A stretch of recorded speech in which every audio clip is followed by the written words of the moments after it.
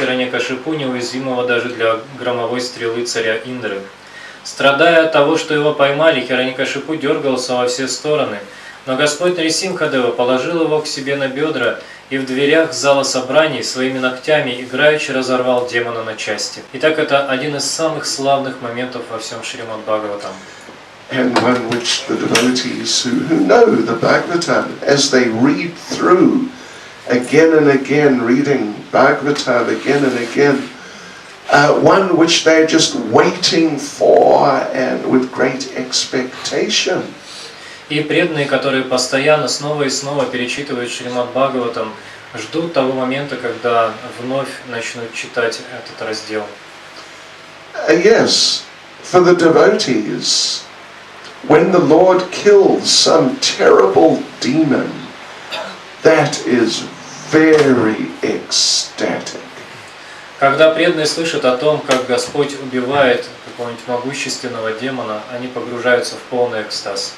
It's said, we read actually just some days ago, that devotees are happy when a snake or a scorpion is killed.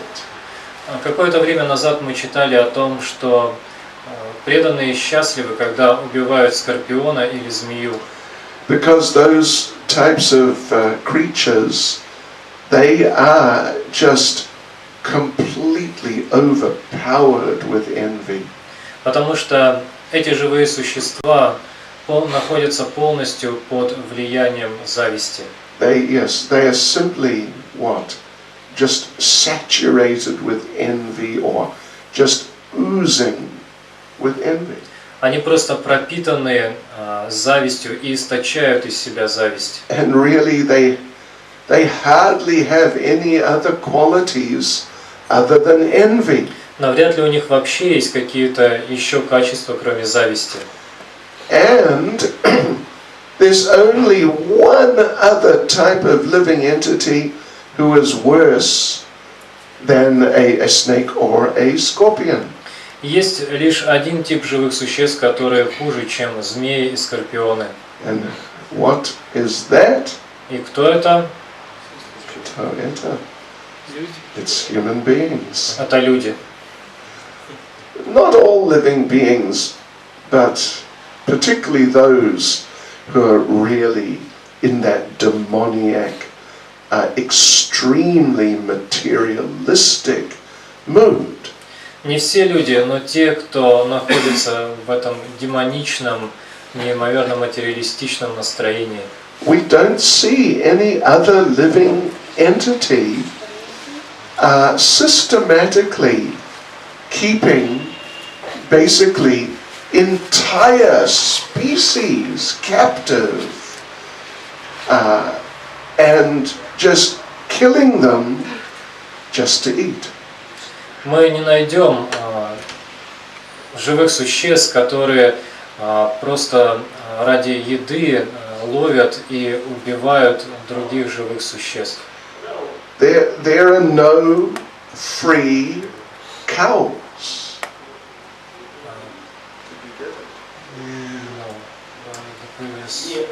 We don't see any other living entities systematically keeping a whole species, a whole other species, captive, just so they can kill them and eat them. Мы не найдем живых существ, которые специально, систематически содержат другие формы живых существ для того, чтобы убивать их и есть.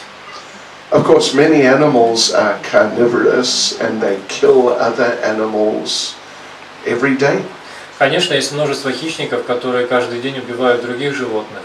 But not like the humans do. Но они делают это не так, как люди. There are no free cows. Им не достается бесплатных коров. Free. Свободные. Yeah, free. Нет свободных коров. Free. They can just live their lives as they like. There are no free cows. There are no free cows. They're all captives. Сейчас нет коров, которые живут на свободе. Все они содержатся, короче, там где-то их разводят, короче. Бесплатно. Well, there's no бесплатно cows too. They all have price tags on them. И бесплатных коров тоже нет, они все налогами облагаются. Or sheeps, or pigs, or chickens, or whatever. То же самое касается этих овец, куриц, свиней. И так далее. They're all, the whole species basically is captive. Целые формы жизни сейчас разводятся только для того, чтобы их убивать и есть. And just being forced to live under hideous conditions which are designed to make them as suitable for eating as possible without any concern for how they are they all right, are they happy? Их содержат в ужасных условиях лишь для того, чтобы сделать все, чтобы они были приемлемы для употребления в пищу, совсем не обращая внимания на то, как они себя чувствуют, в каких они находятся условиях. This is human society. Таково человеческое общество. Yes. And it's truly very, very shocking. И это воистину шокирует. And I've mentioned here before how I saw one cartoon many years ago. И я говорил уже здесь об этом, как много-много лет назад я увидел один мультфильм. Not film, it's a cartoon, a little one picture. Это карикатура. Okay. There is slaughterhouse. На ней была изображена бойня. Up on top of the hill. На вершине холма. And then coming down from the slaughterhouse or going up to the slaughterhouse is a queue of animals. И к этой скотобойне поднималась очередь животных. And they're being kept in line because there are fences there so they must follow a certain path into the slaughterhouse. Они были, то есть эта очередь, она была ограничена забором, так чтобы все животные проходили к этой скотобойне определенным путем. And they're all going into the slaughterhouse, but they're not coming out. Все они заходили в эту бойню, но никто не выходил оттуда. So in this cartoon, there's a family in the queue, slowly moving up. There's a family of pigs. И в этой очереди была семья свиней. And the two little, like young pigs, they jump through the fence and run away. И два поросенка перепрыгнули, то есть пролезли через этот забор и убежали. And the parents are watching their children run away. Родители свиньи, они стояли и смотрели, как их дети убегают. And Mrs. Pig says to Mr. Pig, и миссис свинья говорит мистеру свинье: just see the younger generation. Только посмотри на это молодое поколение. No sense of responsibility. Никакой ответственности.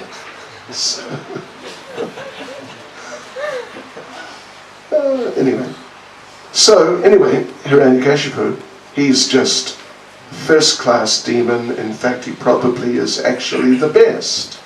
Итак, Хираньякашипу являлся первоклассным демоном, скорее всего, лучшим из всех.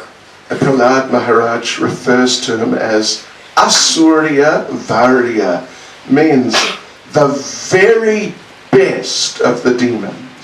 Пралад Махарадж однажды обратился к нему, назвав его Асурья Варья, лучший из демонов. And maybe Hiranyakashipu felt what a nice compliment. И, скорее всего, Хираньякашипу при этом подумал, какой замечательный комплимент. So when he's killed by Lord Nrsingadev, the devotees, they celebrate. Поэтому, когда он был убит Господом Нрисимхадевой, преданные праздновали это и празднуют до сих пор. And often on Lord Nrsingadev's appearance day, we have dramas of the appearance of Lord Nrsingadev and Hiranyakashipu being torn to pieces. И, как правило, на день явления Господа Нрисимхадева мы ставим спектакли, где демонстрируется, как явился Господь Нрисимхадев и как он разорвал на куски Хираньякашипу. And the devotees become so excited when Nrsingadev appears and grabs Hiranyakashipu. И преданные так радуются, приходит такое возбуждение, когда Господь Нрисимха появляется и хватает Хираньякашипу. Yes, because he's such a demon.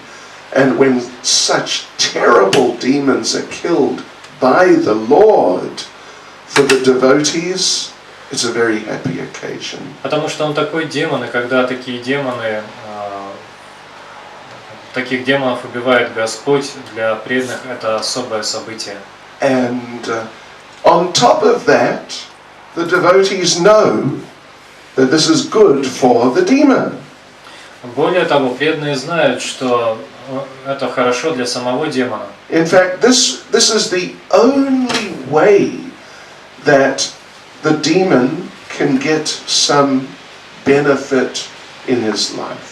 В действительности это единственная возможность для демона получить хоть какое-то благо от своей жизни. Otherwise, his whole life is simply 100% demoniac and just grossly materialistic.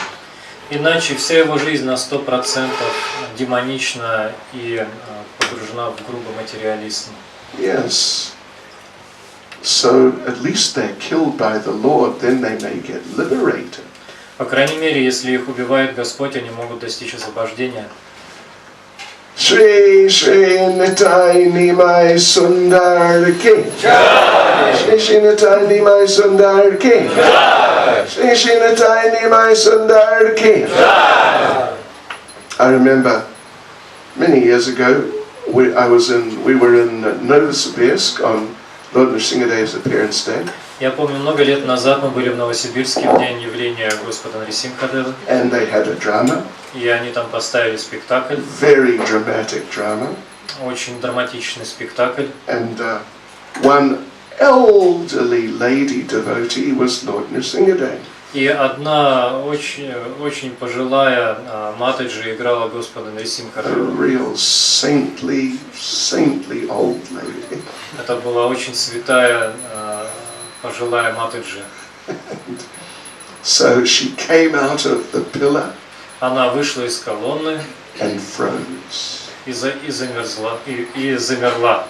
She just didn't know what to do. Просто не знала, что делать. She just stood there. Она просто стояла. And Hiranyakashipu said, И Хираньякашипу сказал: "What do you want?" чего ты хочешь?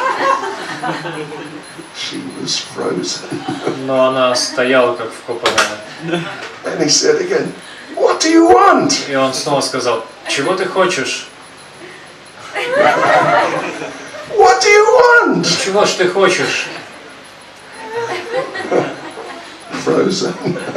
Она стояла, будто ее заморозили. Hiranyakashipu had to deal with the situation. И Хираньякашипу самому пришлось справляться с этой ситуацией. He said, "I know what you want." Он сказал: я знаю, чего ты хочешь.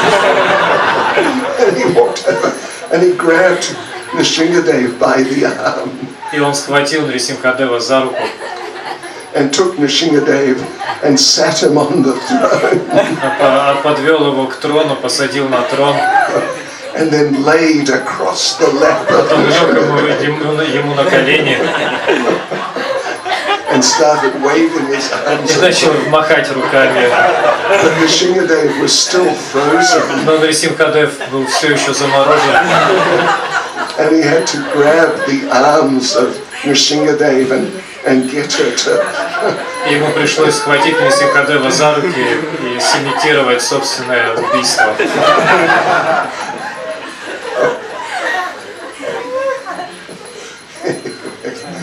So, devotees do some amazing things. Иногда преданные устраивают удивительные спектакли. This dramatic death scene where the person's been torn to pieces and his intestines ripped out becomes hilarious. Иногда бывает, что эти драматичные сцены убийства, когда кого-то разрывают на куски и вытаскивают у него внутренности, становятся очень забавными. Yes, so anyway, the point being made here, I mean, other than just Nrsingadev's being killed, the point that Srila Prabhupada focuses on is how Lord Nrsingadev respected and upheld the promises given to Hiranyakashipu by Lord Brahma. Шрила Прабхупада в своем комментарии говорит о том, что Господь Нарисимхадева действовал определенным образом для того, чтобы слова Господа Брахмы не оказались напрасными. That, well, we all know the story very well, I think, that Hiranyakashipu wanted to be eternal. Я думаю, все мы достаточно хорошо знаем историю о том, как Хираньякашипу добивался бессмертия. Lord Brahma said, well, I am not immortal. How can I give you something I don't have myself? Но Господь Брахма сказал ему: я сам смертен, как я могу даровать тебе то, чего у меня у самого нет? So Hiranyakashipu had to think very quickly. Поэтому Хираньякашипу пришлось очень быстро соображать. That, okay, what ways could I possibly be killed? Так, как меня могут убить? And let me now try and think of all the possible ways, and then ask Lord Brahma that for each possible way that I can't be killed that way. Я должен сейчас вспомнить все возможные способы и попросить, чтобы Господь Брахма сделал так, чтобы меня невозможно было убить ни одним из этих способов. So, not in the day and not at night. Итак, ни днем, ни ночью. Not in the air, in the sky, or on the land. Ни в воздухе, ни на земле. Or in the water. И ни на воде. Not inside a building, not outside a building. Ни внутри здания, ни снаружи. Not by a human being, not by an animal. Ни человек, ни животное. And not by any weapon. Никакое оружие. And various other possibilities he managed to think of. И еще ему в голову пришло множество различных возможностей. And Lord Brahma is agreeing, yes, yes, yes, for each one. И Господь Брахма давал свое согласие на каждое из этих условий. So in the end, Hiranyakashipu thought, although he was mistaken, but still he thought he had covered all the possibilities, and therefore he just couldn't be killed or he couldn't die. И в конце концов Хираньякашипу думал, что он охватил все возможные способы, которыми можно было его убить, и поэтому убить его теперь невозможно, хотя он ошибался. Of course he was mistaken, but anyway, that was his idea. Он ошибался, но это была его идея. And here, Lord Nrsingadev is upholding every one of those conditions.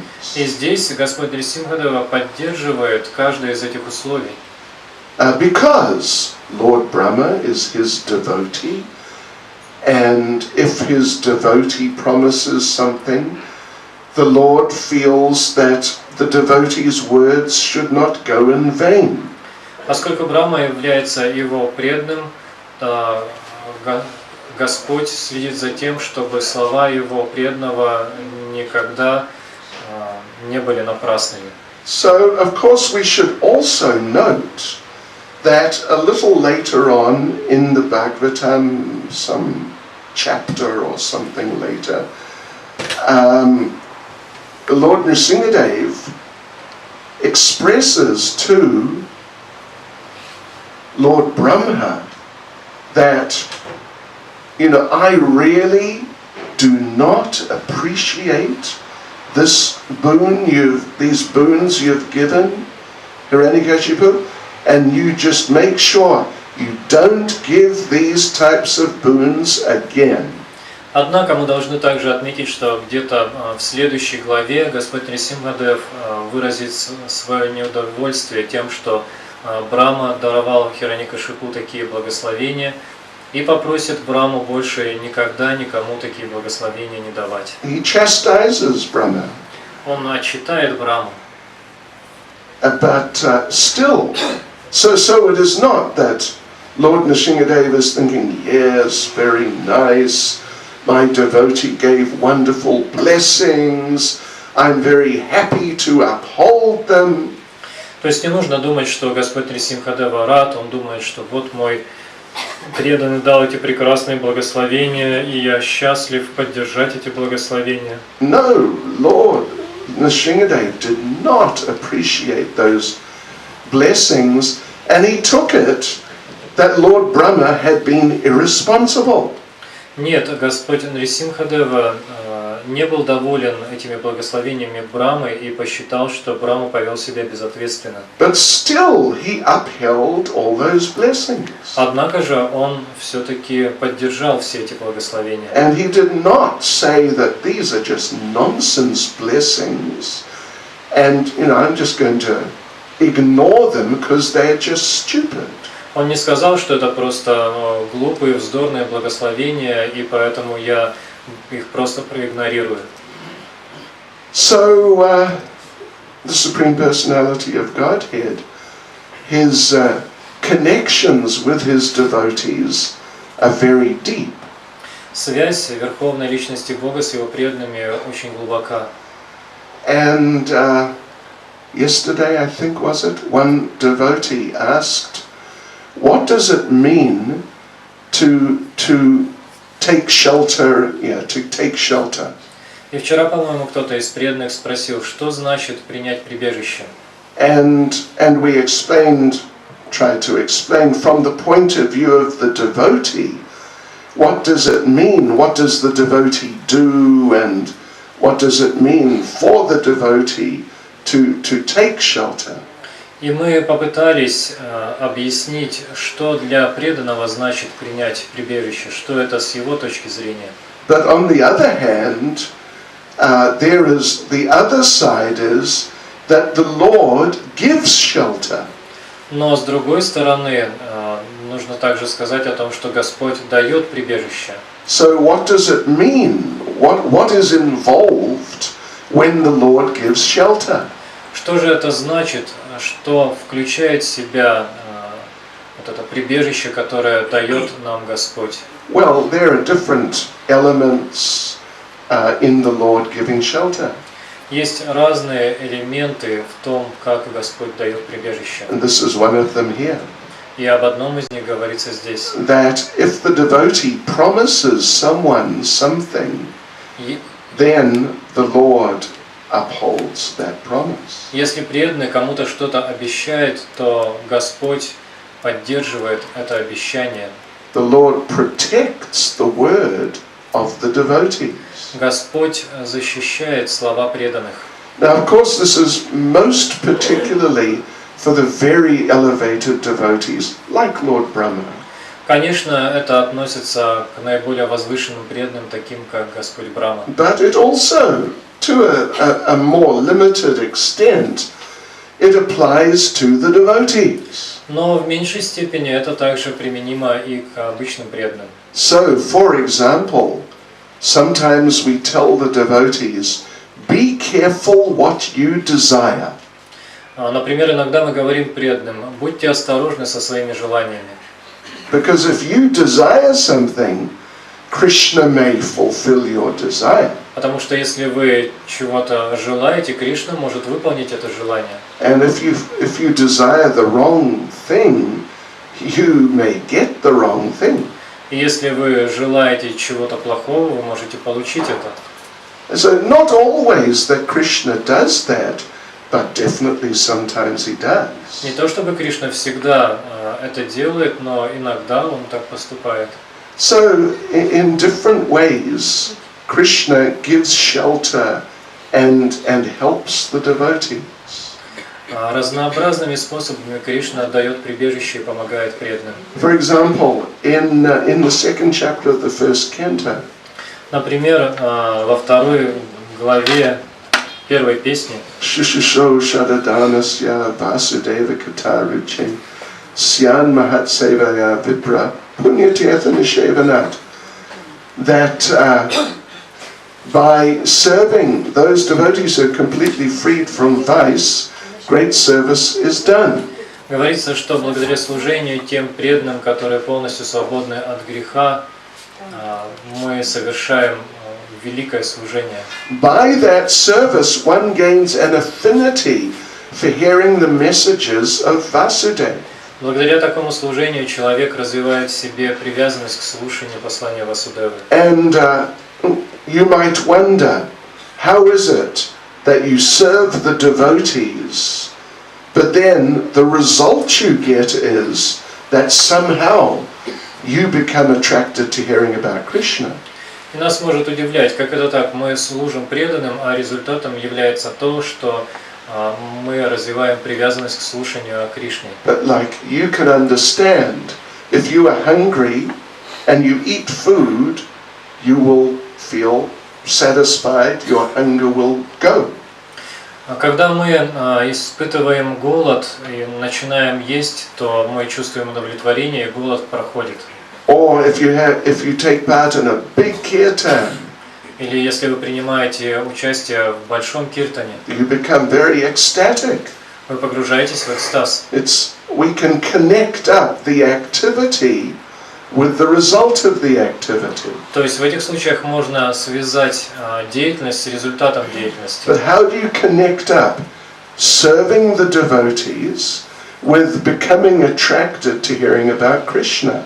Но как связать то, что с одной стороны мы служим преданным, с другой стороны результатом этого является то, что мы развиваем привязанность к слушанию о Кришне. In the purport of that verse, Шрила Прабхупада explains В комментарии к этому стиху Шрила Прабхупада объясняет, that that the devotees are so dear to Krishna, что преданные настолько дороги Кришне, that when you serve the devotees, Krishna appreciates it so much.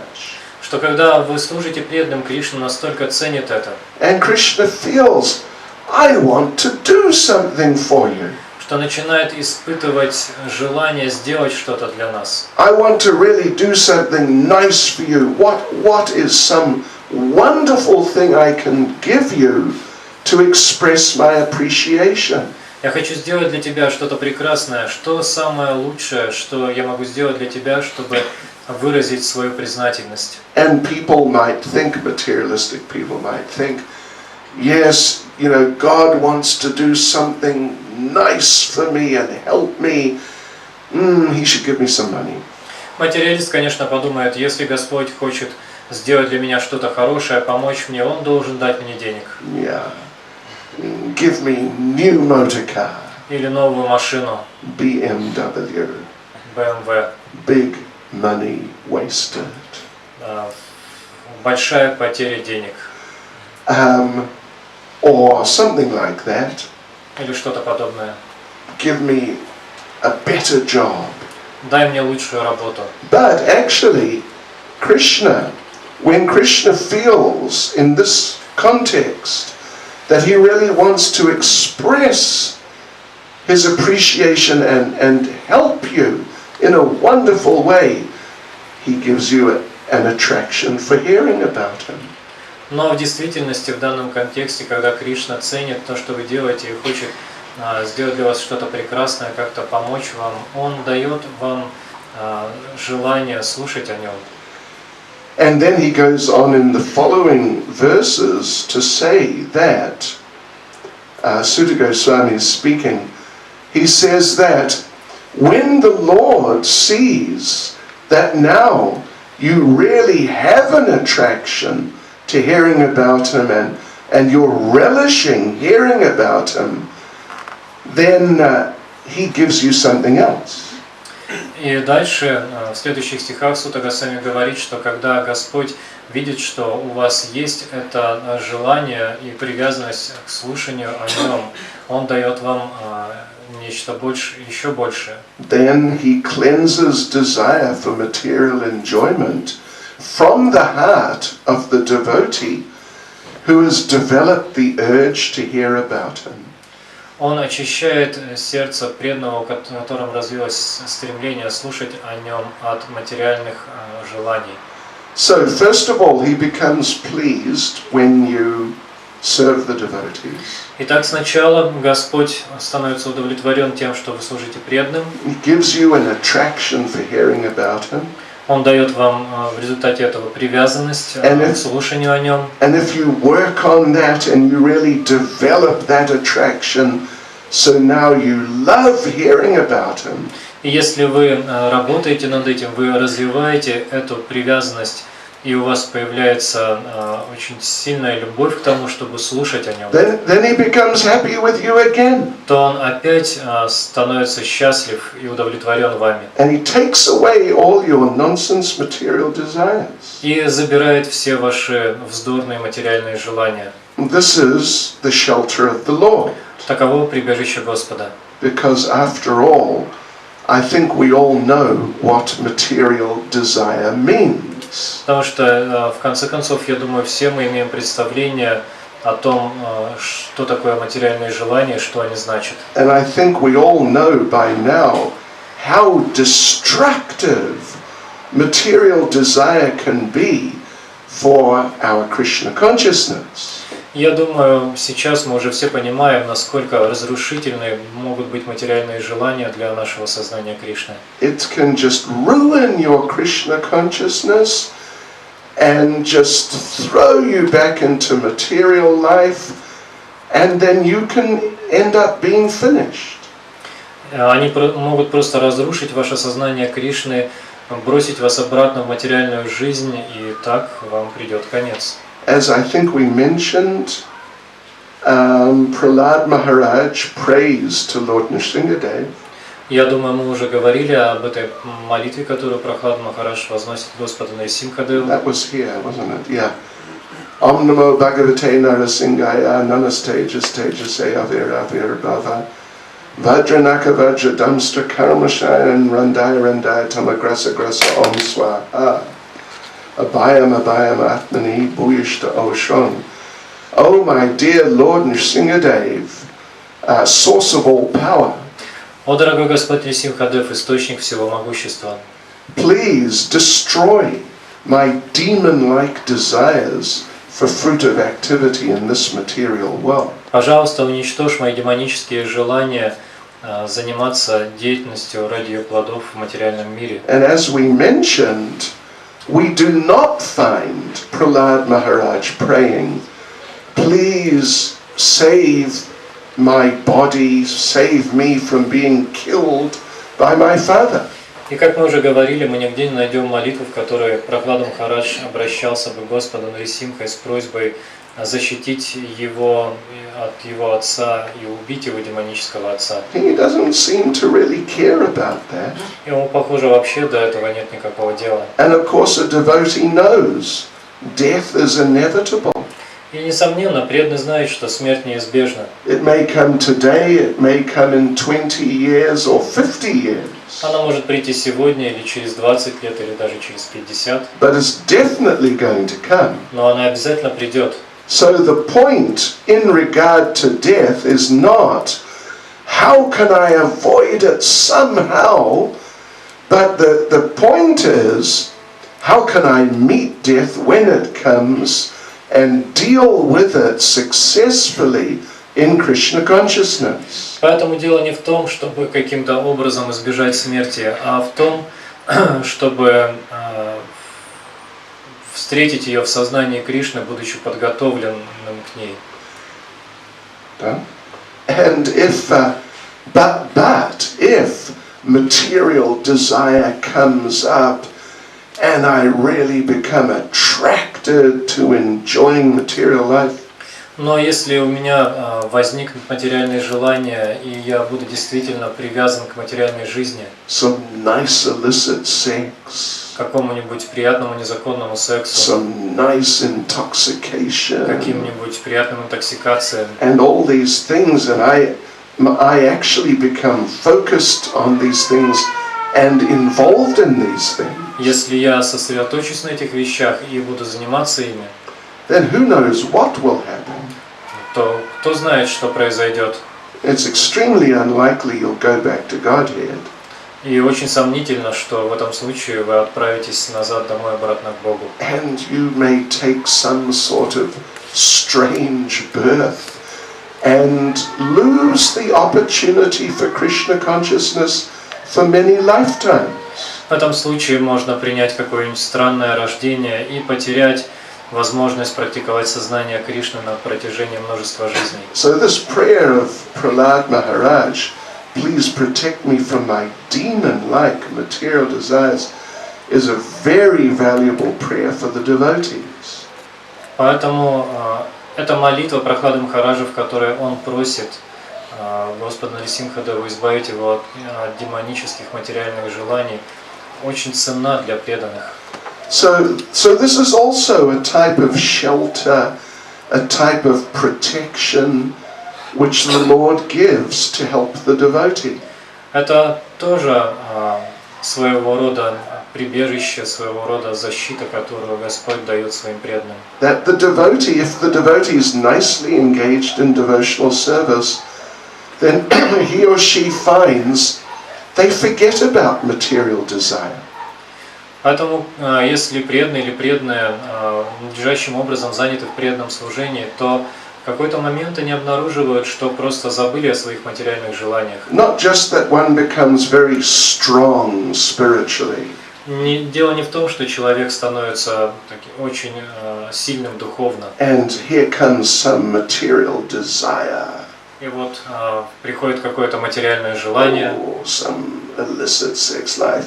But because I'm spiritually strong, I will smash it, and it will be finished. Возникает, например, желание заняться незаконным сексом, но поскольку я духовно силен, я просто могу дать этому желанию отпор. Sometimes people ask us, how did you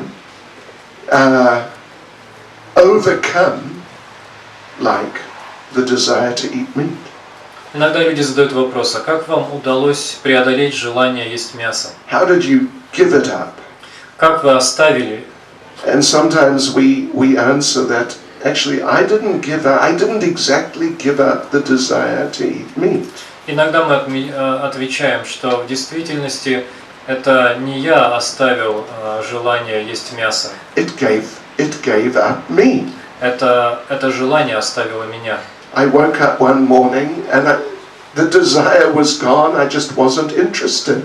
Я однажды утром проснулся, и этого желания просто не было. Меня просто это уже не интересовало. So if you consider what your previous material life was, И если вы вспомните, какой была ваша прошлая материальная жизнь, and if you consider how powerful your material desires were before, и примите во внимание то, какими сильными были ваши материальные желания, and if you consider how nice life is if you are really Krishna conscious and you're not really interested in these material things.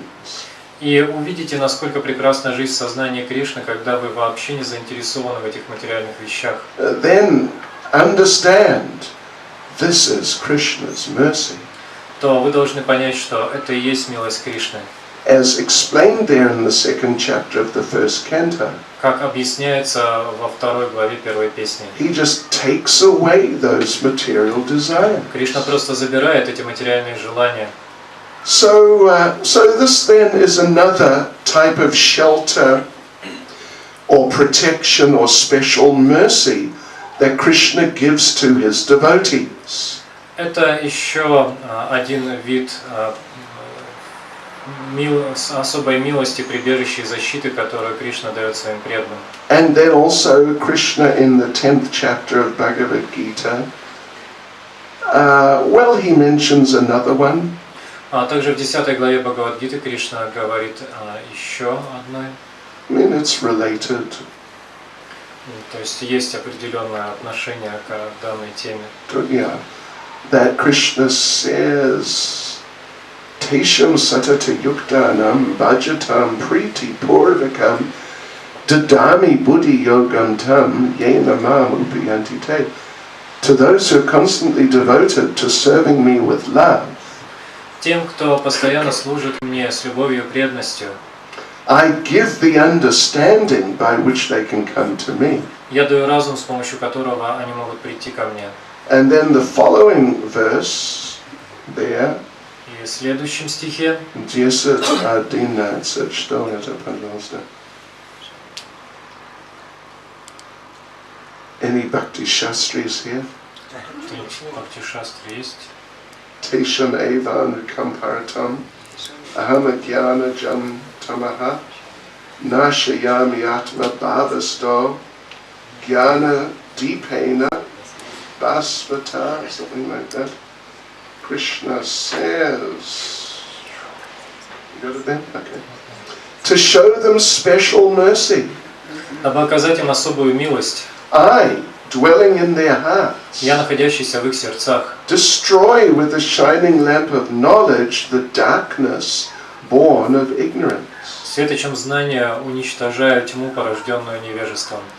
So it's related, you could say, to what we mentioned from the 2nd chapter of the 1st canto of Krishna gives you an attachment for hearing about him. Можно сказать, что это имеет отношение к тому, что Кришна говорит во 2 главе 1 песни, когда говорит, что он дает привязанность к слушанию о нем. It's related, but it's also a little different. Это имеет некоторое отношение, но в то же время немножко иная тема. He actually gives you knowledge, gives you understanding, gives you realization. Он дает вам знания, понимание, реализации. So these are all different types of shelter given by the Supreme Personality of Godhead to his devotees. Все это различные формы прибежища, которые Господь дает своему преданному. And of course there are many more. Конечно, есть множество других форм. Sometimes he just protects you from some physical danger. Иногда он даже может просто защищать вас от физической опасности. Yeah, so in so many ways Krishna helps his devotees or gives shelter to his devotees. Разнообразными способами Кришна помогает преданным и дает им свое прибежище. And what is being mentioned here is another one, although it is more subtle. Здесь говорится о еще об одном таком виде прибежища и защиты, но в таком более тонком. The Lord protects the words of his devotees. Здесь говорится о том, что Господь защищает слова своих преданных. And if the devotee, at least a very advanced devotee, makes some promise, И если преданный, по крайней мере, какой-то продвинутый преданный дает обещание, Krishna will see that the promise comes to be reality. Кришна проследит, чтобы это обещание притворилось в жизнь. And it's very interesting, in the 2nd canto of Srimad Bhagavatam, Lord Brahma and Narada Muni are speaking. Во 2 песне Шримад Бхагаватам приводится интересная беседа, произошедшая между Господом Брамой и Нарадой Муни. Narada Muni is saying to Lord Brahma that I thought you were supreme. Нарада Муни говорит Господу Браме: «Я думал, что ты являешься высшей личностью. But now I see you are praying to someone else. Но сейчас я вижу, что ты сам кому-то молишься. So that must mean there's someone superior to you." Это значит, что есть кто-то, кто выше тебя». And Lord Brahma says, yes, that's a fact. There's the Supreme Personality of И Godhead. Господь Брама говорит: «Да, это факт, есть верховная личность Бога. And I pray to him and he helps me in so many ways. Я молюсь Ему, и Он по-разному помогает мне». And he says, One way that the Lord helps me И Господь Брахма говорит, один из видов помощи, которую Он мне оказывает, is that whatever I say, He makes it come true. заключается в том, что Он претворяет в реальность все, что я говорю. Yes. And so such a person has to be careful what they say. Таким личностям стоит быть осторожными с тем, что они говорят. And we see this also, we see it in Bhagavad Gita. И то же самое мы видим в Бхагавад-гите. In Bhagavad Gita, Lord Krishna tells Arjuna that declare it boldly, my devotee never perishes. Там он говорит Арджуне, заявляя смело, что мой преданный никогда не погибнет. And so the question is raised by some people, why does Krishna tell Arjuna that you say that my devotee never perishes? И некоторые люди задают вопрос, а почему Кришна сказал Арджуне говорить всем, что его преданный никогда не погибнет? Why doesn't Krishna just say, my devotee never perishes? Почему Кришна просто сам не сказал, что мой преданный никогда не погибнет? You know, you could argue that it would carry more weight because Krishna's God and Arjuna's just a jiva soul. Можно сказать, что слова Кришны имели бы больший вес, ведь Арджуна это всего лишь джива, душа. So the explanation is given that Krishna sometimes breaks his promise. Это объясняется тем, что Кришна иногда нарушает свои обещания. He promised not to fight in the battle of Kurukshetra. Он, например, обещал не сражаться на поле битвы Курукшетры. But when Arjuna was in deadly danger, Krishna fought. Но когда Арджуне грозила смертельная опасность, Кришна вступил в сражение. And you may have seen there's a famous painting of Krishna rushing towards Bhishma with the wheel of the chariot on his hand. И, возможно, все вы видели эту известную картину, на которой изображено, как Кришна бросается на Бишму с колесом колесницы в руках. He's going to attack him and possibly kill him. Он собирался напасть на него и, возможно, даже убить. But Arjuna is holding Krishna in something like a rugby tackle. Но там изображено, что Арджуна схватил Кришну как во время чемпионатов по регби. Right? And he's trying to hold him, stop him. И он пытается остановить его, держать его. And in that scene, Arjuna is telling Krishna, "Don't do it. You promised not to." И в это время Арджуна говорит Кришне: не делай этого, ты же обещал. You're going to break your promise, and what will people say? Ты нарушишь свое обещание, что тогда скажут люди? People will criticize you, and I don't want that. Люди начнут тебя критиковать, а я не хочу этого. So stop, don't attack him. Поэтому остановись, не нападай на него.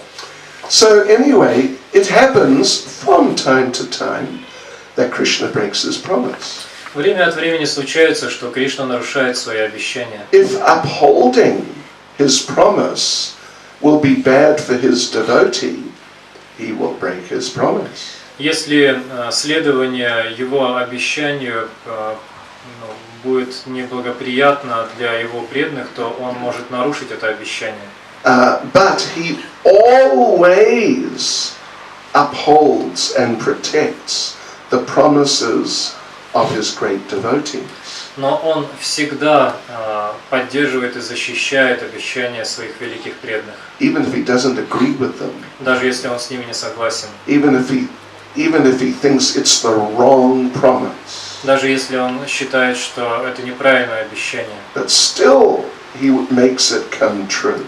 Но все равно он сделает так, чтобы оно претворилось в реальность. And therefore he says, Arjuna, you promise. Поэтому он и говорит Арджуне: ты обещай это. And here we see that even though he really doesn't appreciate these promises of Lord Brahma, and he chastises Brahma strongly, but still he makes them come true. И здесь мы видим, что несмотря на то, что ему очень не понравились благословения, обещания Брамы, и несмотря на то, что он позже даже отчитает Браму, он все-таки сделал так, чтобы все его благословения притворились в реальность. So anyway, we are not on the level of Lord Brahma. Так или иначе, мы не находимся на уровне Господа Брамы. And we're certainly not on the level of Arjuna. И, несомненно, не находимся на уровне Арджуны. So let us not get into pastimes of what promise shall I make today? Поэтому давайте не будем вступать в игры, в ходе которых будем давать ежедневные обещания. But understand, at least, for the great devotees, it definitely works like this. Но мы должны понять, что с великими преданными все обстоит именно так. And be careful what we desire. И также мы должны быть осторожны со своими желаниями. You know the famous story Prabhupada told. Знаете, это известная история, которую рассказывал Прабхупада. Man was lost in the jungle. Когда человек заблудился в джунглях. Very hot and tired and hungry. Было очень жарко, он был очень уставшим и голодным. And he sat down under a big tree. Он сел под большим деревом. And he thought, I wish I could have a big feast. И подумал, как бы было хорошо сейчас большой пир, чтобы появился. Suddenly, there it was in front of him. И неожиданно прямо перед ним материализовался пир. Wow, this must be a kalpavriksha. И он решил, это, наверное, калпаврикша. What else would I like? Чего же еще я хочу? Oh, nice cool drink. Вкусный, охлаждающий напиток. So he sat there under the tree, desiring different things. И он сидел под этим деревом, загадывал разные желания. Suddenly he realized, it's evening.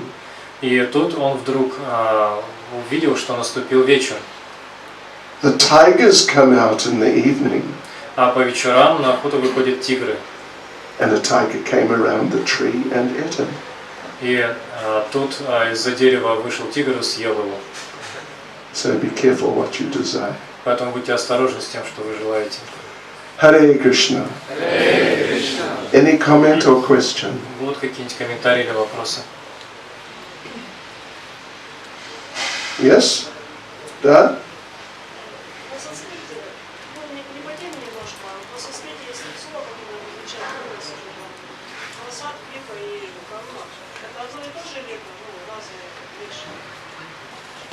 There are three words that indicate mercy in Sanskrit: prasad, kripa, and karuna.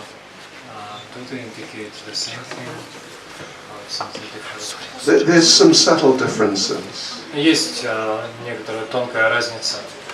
Karuna is more like a sort of like an emotion. Каруна — это больше эмоция. Kripa is more action. Крипа — это больше действие. And prasada, it can also mean some action. Прасад — это тоже может указывать на действие. But generally it means more like kartoshka.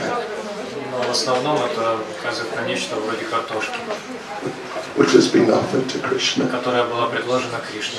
Yeah. We generally don't call it Kartoffel Poderodinsky. We generally don't call that kripa. We call it prasada. Мы обычно не называем картофель по-деревенски крипой, называем его прасадом. So it's something like that. But karuna is definitely more an emotion, a feeling of compassion and like concern for those who are suffering in some way. Но каруна — это больше эмоция, чувство, сострадание. Это когда человек обращает внимание на того, кто страдает.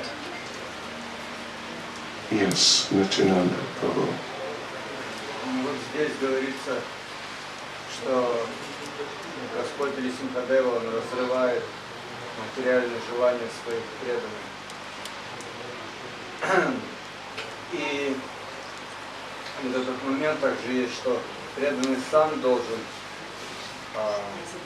устранять анархии своего сердца по мере того, как он видит это.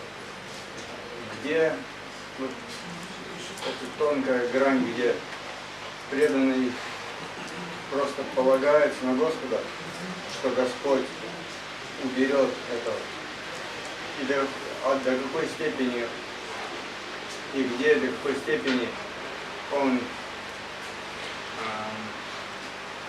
должен делать это сам, потому что, ну, как бы, это достаточно, ну, как бы, болезненно вырывать анархию. Okay. Ну, это более тонкий. What's the boundary between trying yourself, yes, to get rid of anarthas and rely on our Lord. Okay. Слышали? Да, нет? Нет, да? Okay. Yeah. It is said that you should depend on the Lord as if without Him there is no hope at all. Говорится, что вы должны зависеть от Господа так, будто бы без Него вообще никакой надежды нет. But you should act like it completely depends on you. Но действовать должны так, как будто бы все зависит от вас. And that's the boundary. Вот это и есть граница.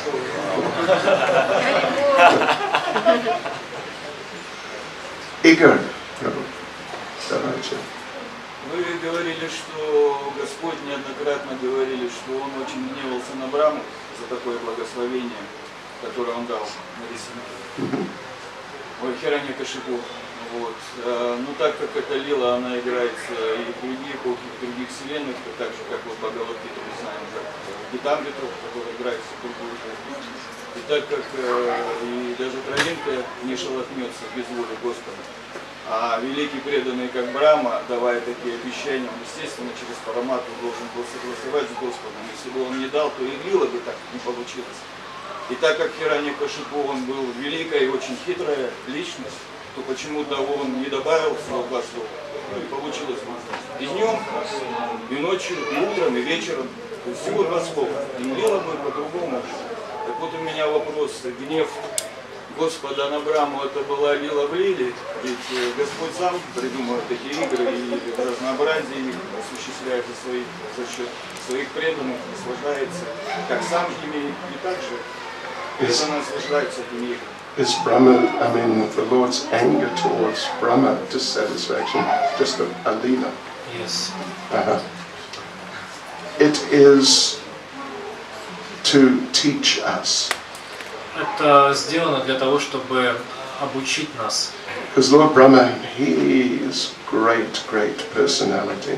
Господь Брахма является великой личностью. He's the head of our sampradaya. Он глава нашей сампрадаи. So we shouldn't really think that Lord Brahma got into Maya. Мы не должны думать, что Господь Брахма погрузился в майю. He gave some wrong promises because he was bewildered, he was in illusion. Дал какие-то неправильные обещания, потому что был сбит с толку и находился в иллюзии. You know, I get bewildered. Мы можем думать, вот я бываю сбит с толку. You get bewildered. Ты бываешь сбит с толку. He gets bewildered. Он бывает сбит с толку. Lord Brahma gets bewildered. Господь Брахма бывает сбит с толку. We all get bewildered. Все мы бываем сбиты с толку. No, it's the Lord's Leela, like he used Arjuna to appear to be apparently really bewildered on the battlefield of Kurukshetra. Это игра, подобно тому, как Господь сделал так, чтобы Арджуна, казалось, тоже был очень серьезно сбит с толку перед началом битвы на Курукшетре. But we know very clearly Arjuna did not actually become truly bewildered. He was placed in that condition by the arrangement of the Lord. Но мы знаем, что в действительности Арджуна не был сбит с толку, его просто Господь поместил в такие условия. And there are a number of situations with great devotees in Srimad Bhagavatam which are of a similar nature. Great devotees apparently bewildered, but actually it's the arrangement of the Lord. He's placed the devotee in that condition, so we can learn some lesson. Есть еще несколько примеров в Шримад Бхагаватам, когда преданные, казалось бы, были сбиты с толку, но в действительности это Господь поместил их в такое состояние сознания, чтобы мы извлекли для себя некоторые уроки.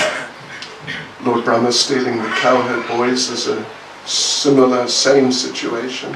Когда Господь Брахма украл пастушков и телят, ситуация была такой же.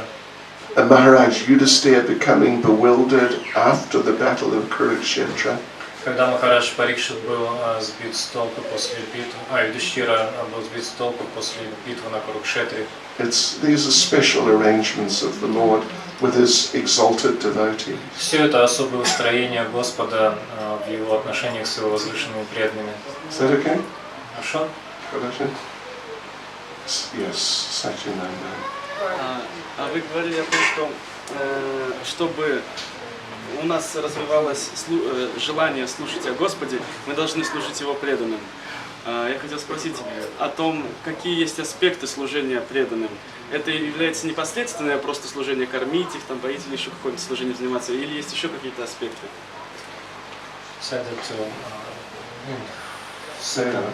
Second chapter of First said that to get attachment to hearing about the Lord, we have to serve devotees. Yes. So what are the aspects of this service? Whether it's enough to feed them or take care of physical food? See, first of all, you should serve the spiritual master. Во-первых, вы должны служить духовному учителю. The verse says, by serving those devotees who are completely freed from vice. В стихе говорится, что благодаря служению тем преданным, которые полностью свободны от греха. So it's first of all talking about very great devotees. То есть в первую очередь речь здесь идет о очень возвышенных преданных. So we should serve Srila Prabhupada. Поэтому мы должны служить Шриле Прабхупаде. By serving within ISKCON, by spreading Krishna consciousness. Занимаясь служением в ИСККОН, распространяя сознание Кришны. And serve the spiritual master. И служить духовному учителю. But it includes the devotees in general. Но также это включает и вообще преданных. It's more like secondary, but it includes them. Это как бы уже вторичное, но это тоже включается. And well, you can ask them, how can I serve you? И вы их можете просто спросить, как я могу служить вам. Simple way of doing it. Это такой самый простой способ. Rather than thinking, how can I serve this devotee? Это лучше, чем думать, как я могу послужить этому преданному. Yeah, and generally, or in many cases, they'll say, "No, don't serve me. There's no need to do that." В основном, во многих случаях преданный, конечно, ответит: не надо мне служить, в этом нет никакой нужды. So then you may have to be a little more observant. И тогда, возможно, нужно быть более наблюдательным. And sort of watch the devotee and try and see, what does this devotee need? How could I help this devotee? Посмотреть, понаблюдать за этим преданным, попытаться увидеть, что ему нужно, как вы можете ему помочь. Am I answering your question? Я отвечаю на ваш вопрос. Okay.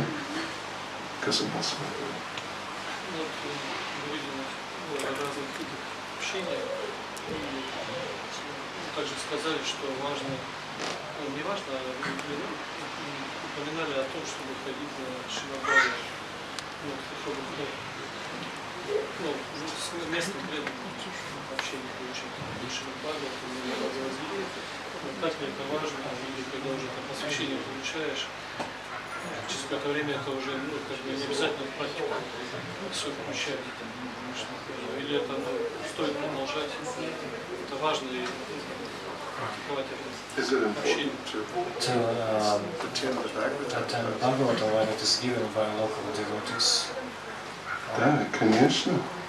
Prabhupada would sometime attend the classes given by his disciples. Прабхупада иногда посещал лекции, которые читали его ученики. And they were very junior compared to many of our devotees today. А они были mладше даже по сравнению со многими преданными, сидящими сегодня здесь. So, yes, we should, unless there's, we have some important thing to do at the same time, we should make a point of attending the Srimad Bhagavatam class. Поэтому, если, конечно, у нас в это время нет очень важных дел, которые мы должны сделать, то мы должны сделать все возможное для того, чтобы посещать лекции по Шримад Бхагаватам. Because it's in that second chapter of the first canto, the same point is made. Потому что во второй главе первой песни говорится об этом же. Just give me a few seconds. And what is it? Nasta prayeshva bhadreshu nityam bhagavata sevaya bhagavati uttama shloke bhaktir bhavati naishtaki. By regular attendance in classes on the Bhagavatam. Благодаря регулярному посещению лекций по Шримад Бхагаватам and by rendering service to the pure devotee, и служению чистому преданному, all that is troublesome to the heart is almost completely destroyed. все, что приносит беспокойство в сердце, полностью уничтожается. And loving service unto the personality of Godhead, who's praised with transcendental songs, is established as an irrevocable fact. И любовное служение Господу, прославляемому в трансцендентных песнях, становится необратимым. And it's very important to note that Prabhupada says here, by regular attendance in classes on the Bhagavatam. И очень важно подчеркнуть, что здесь Прабхупада говорит, благодаря регулярному посещению лекций по Бхагаватам. I was with Niranjan Maharaj about a month ago or something like that. Где-то месяц назад я был с Ниранджаном Махараджем. And Niranjan Maharaj brought up a very important point. И он говорил об очень важном моменте. That in some previous versions of the Bhagavatam, it did not say that by regularly attending the class on the Bhagavatam, but just by regularly reading Srimad Bhagavatam. Говорю, что в прошлых версиях Шримад Бхагаватам говорилось не о том, что нужно регулярно посещать лекции по Шримад Бхагаватам, а о том, что нужно регулярно читать Шримад Бхагаватам. But Prabhupada changed that. Но Прабхупада изменил это. That to regularly attending the classes. В новой версии было, что нужно регулярно посещать лекции. And we might think, if you've been around a few years and someone relatively junior is giving class, you might think, him. What's the point? И если мы прослужили уже какое-то количество лет и какой-то относительно начинающий преданный дает лекцию, мы можем подумать, что какой смысл? But Prabhupada would attend classes sometimes. Но сам Прабхупада иногда посещал лекции. Yeah. So as a principle, it's the right principle that as much as reasonably possible, we should all attend the classes. Поэтому, как принцип, это очень важно, чтобы настолько, насколько мы только можем, мы посещали классы. Yes, Prabhu. Все, что вы сказали по Шримад Бхагаватам, по Бхагавадгите, такое также актуальное место. И, может, расскажите насчет по Бхагавадгите, как важно тоже по вечерам собираться и проводить также учение.